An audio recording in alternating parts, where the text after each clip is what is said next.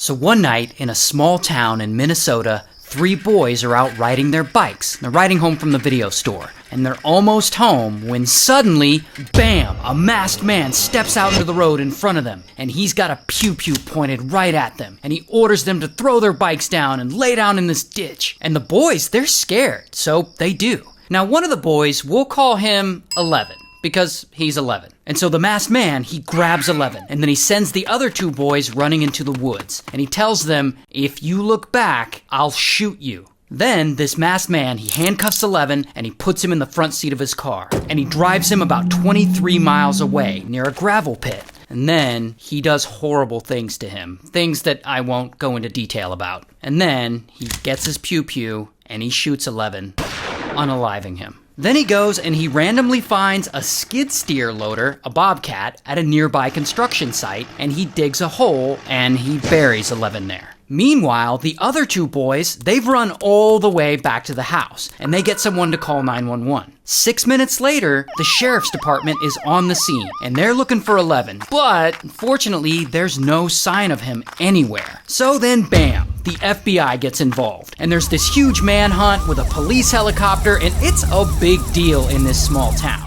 And while all of this is going on, 11's family hears about this other unsolved case from 9 months before. In a nearby town, this other kid, he's 12, so we'll call him 12, he was also abducted and essayed by some weird guy. But then he was actually let go. And 12 told the police that the man had instructed him to run into the woods, and he said, if you look back, I'll shoot you.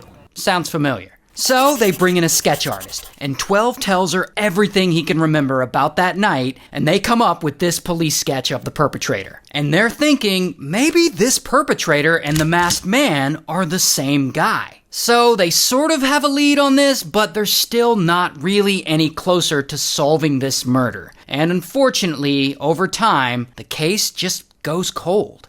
Until 21 years later, this story has caught the interest of this woman, who we'll call Curious Joy. And Curious Joy is a blogger, and she's sort of an amateur investigative journalist, and she decides to dig deeper into this story. And she researches everything she can about it, and she drives by the exact spot where 11 was kidnapped, and she retraces his steps. She starts blogging about all of it. She personally interviews 2 persons of interest. But then, Joy discovers an article from 1987, which was 2 years before 11 was kidnapped. And this article talks about a string of essays and attempted essays in a nearby town, all involving young boys. So she brings this information to 12, who is an adult now. And Curious Joy's like, do you think that this is the same guy that was involved in your assault? And 12's like, probably yeah. So they then take this info to 11's parents. Now 11's parents, even after all these years, they still want answers.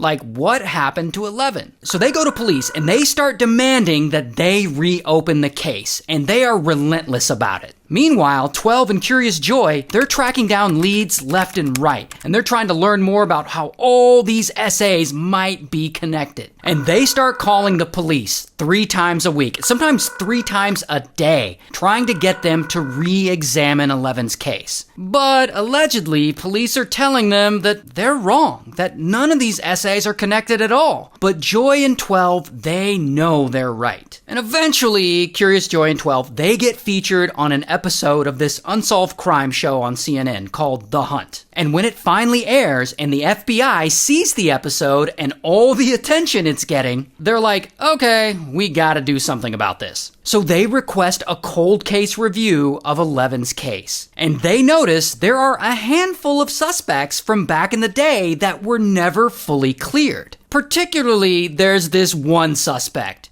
Danny. And Danny, he's actually not only a suspect in 11's case, but in 12's case and in the string of essays in the nearby town. But back in the day, there just wasn't enough evidence to indict him, so he was let go. But now we have better technology, specifically DNA technology. So the FBI, they go and they analyze all the old evidence and they put it up against DNA collected from the uncleared suspects, and of course, they find a match. Danny. So then kapow, they get a search warrant and they raid Danny's house and they find a bunch of CP. And then bam, they arrest him. Here's his mugshot. And he spends about a year in custody, and after that he takes a plea deal and he admits to the crimes against both 11 and 12, and he tells police exactly where to find 11's buried body. And he ultimately gets sentenced to 20 years in prison. Good. Shout out to Minnesota.